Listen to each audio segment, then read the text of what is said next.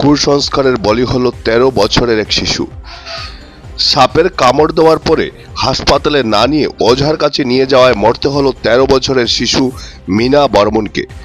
ঘটনাটি লক্ষ্মীপুর বিধানসভা এলাকার কনকপুর দলইছড়ায়। রাতে ঘুমের মধ্যে মেয়েটিকে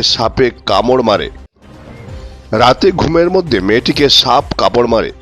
হঠাৎ ব্যথা অনুভব করে পরিবারের লোকজন ঘরের ভেতরে সাপটিকে দেখতে পেয়ে নিশ্চিত হন এটা সাপের কামড়। তারা মেয়েটিকে হাসপাতালে না নিয়ে স্থানীয় এক ওঝাকে নিয়ে আসেন ঝাড়ফুঁকের জন্য, কিন্তু এতে কোনো কাজ হয়নি। মেয়েটির অবস্থা আরও খারাপ হয়ে উঠলে তারা অনেকে হাসপাতালে নিয়ে যান, কিন্তু ততক্ষণে অনেক দেরি হয়ে গেছে। চিকিৎসকরা তাকে মৃত বলে ঘোষণা করেন। Bureau report, Barak vision.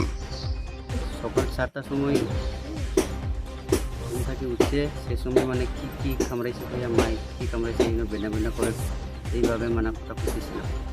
যে তার মাই যাইয়ে দেখছে গাউটা সামান্য গাউ ছিল, যেমন ব্লেড দিয়ে একটু দাগ করছে এইভাবে, এই একটু রক্ত বাড়াইছে। দেখি যে সাপে কামড়াইছিল কি কামড়াইছে মানে বুঝলাম আর কি। রাস্তা বিছনাগুলা হাঁটাইয়া লেপ সবগুলা হাঁটাইয়া দেখছে জিনিসটা কোনটা নাই। বারবার চেক করছে, কোনো জিনিস পাওয়া গেছে না।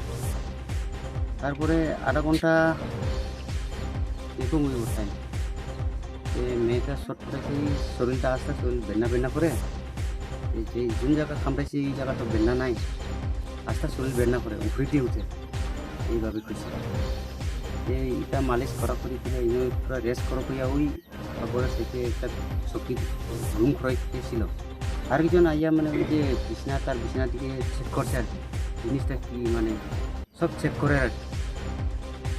চেক করার মধ্যে দেখছে এই যে দরজার তলে এই খালি নাক সাপটা মানে আছে। তারপরে আমরা কবিরাজের ডাকাডাকি করছে সোনপুর থাকি, তাই না ইয়া জারি করলো, ইনিও যাচ্ছে বাইরে, যারার পরে তাই বিষটা তো লামাই দিছে এইভাবে করছে। তারপরে কমে না কমার সেইতে মানে আমরা হসপিটাল নিয়ে গেছি। হসপিটাল লইয়া গিয়ে তারপর চেক আপ করছে, নার্স গেলা ডেট হয়ে গেছে।